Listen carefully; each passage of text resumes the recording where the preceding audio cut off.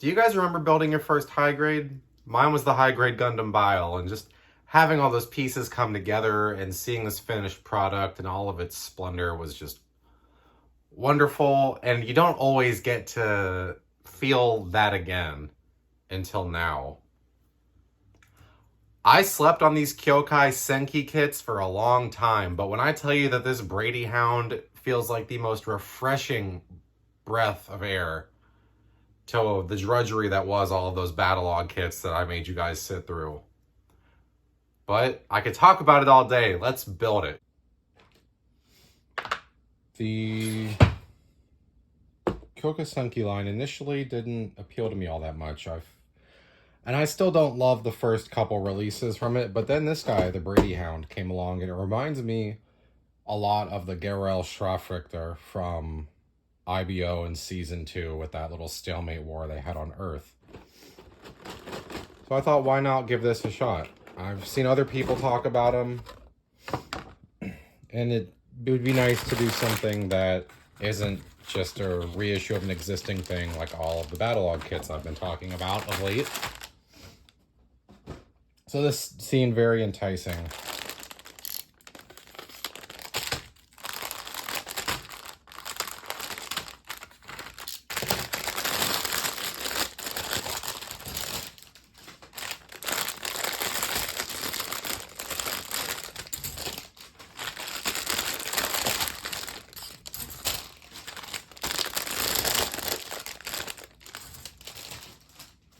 Alrighty, starting off we have our stickers. Looks like we got the eye stickers. These are going to be layered in between the bars, it looks like. Not too many, which is interesting. Not much going on in terms of color. There are a lot of different shades of drab colors, which is pretty interesting. Some nice molding on these rivets. And we've got our mechanical bits. Again, nice rivet marks. The mechanical pieces look interesting. This knife is cut out really well. It's got a nice little divot on the back. That'll be pretty cool. There's a lot of half runners, even though there's what, 1, 2, 3, 4, 5, 6, 7, 8 runners. A lot of these are half runners, so like 4 or 5 runners. I don't love the price of these kits in the US. I feel like around here in the US, I've seen them between $32, $36, which is kind of a lot for a kit like this. Truthfully, I get mine on Hobby Link, but then you're paying for shipping. So again, really nice details here. Might hit this with some brown or maybe a black, like the pour type, just getting here with all these lovely little cracks and crevices. This is lovely.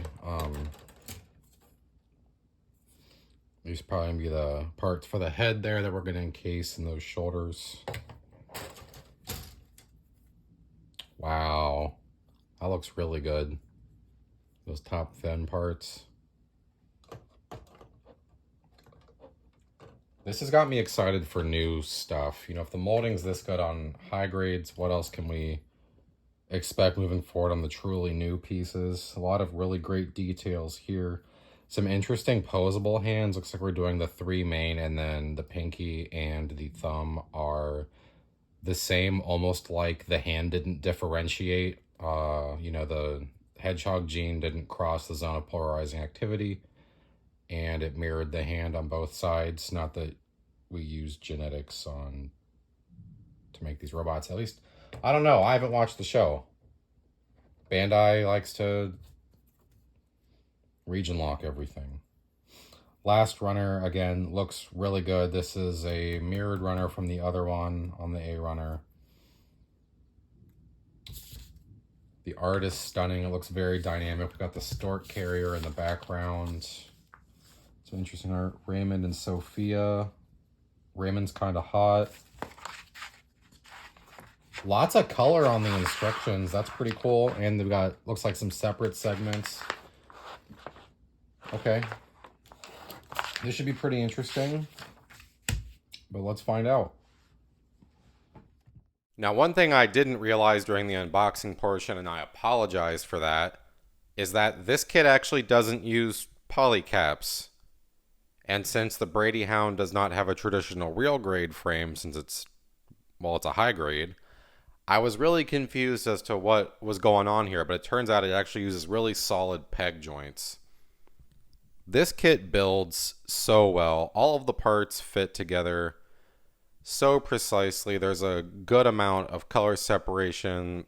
The frame bits and the arm railing on top of it's very nice. And the majority of the pieces are gated very well.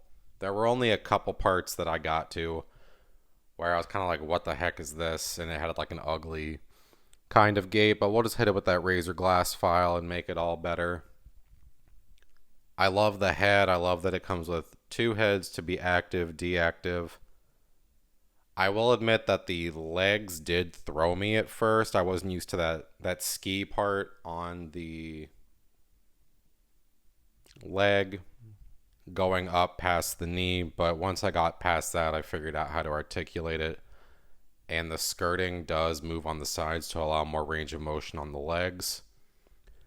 Here we have the kit in its deactive form. I panel lined with black on those little details on the yellow parts of the leg. Those skis are utilized to allow it to lay flat, and the head part gets replaced with a gray stickered out part you'll see when it swivels around.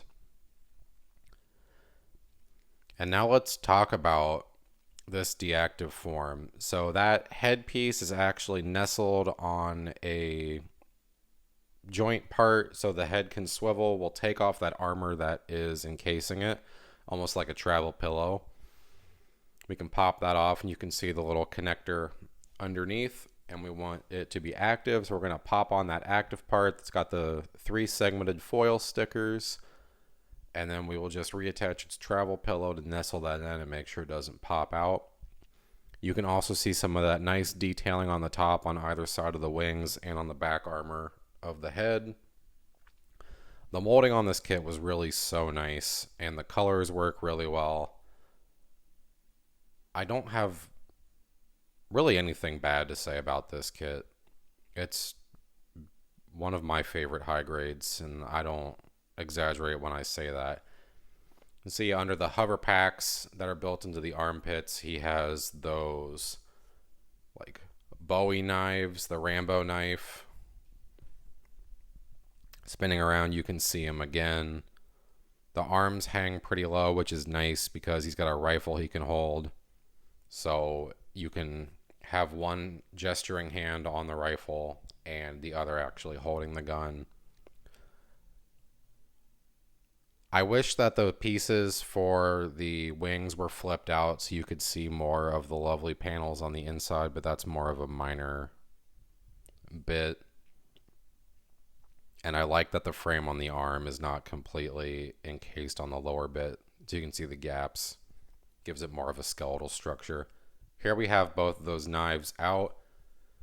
The holsters for the knives under the hover packs are not obtrusive at all, and they are gripped firmly.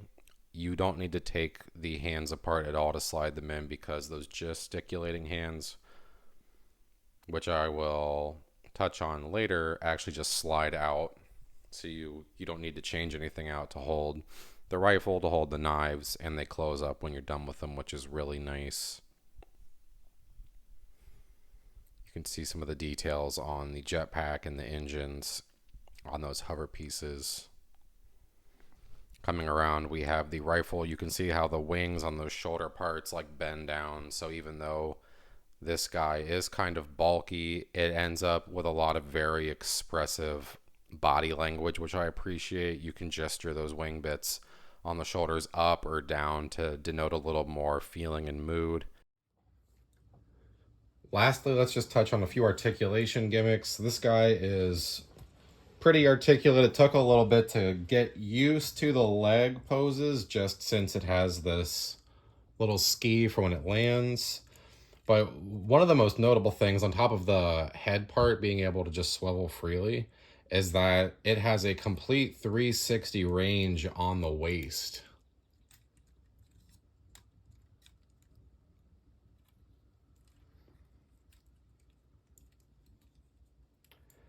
Which is so cool. Like, there is no sneaking up on this guy whatsoever.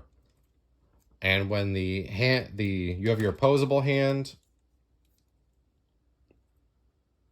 and then you have your articulate hand for holding things. And the nice thing is that when you're done holding things, this hand part actually just slides closed to lock it out, which is another nice little detail.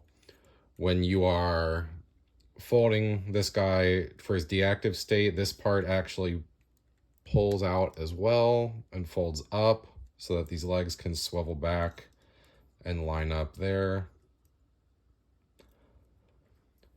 At first glance, I thought this guy was going to be a brick, but the Brady Hound actually turned out to be a very articulate and fun kit. And I'm very excited if this is going to be the future of high-grade kits. Thank you so much for watching, guys. I hope you'll consider giving these Kyoukai Senki kits a chance. If you want to see more content from me, consider following me on Twitter, where I'll be having polls and real-time updates on what I'm working on currently. We can interact some more. Thanks again, guys. Have a good day.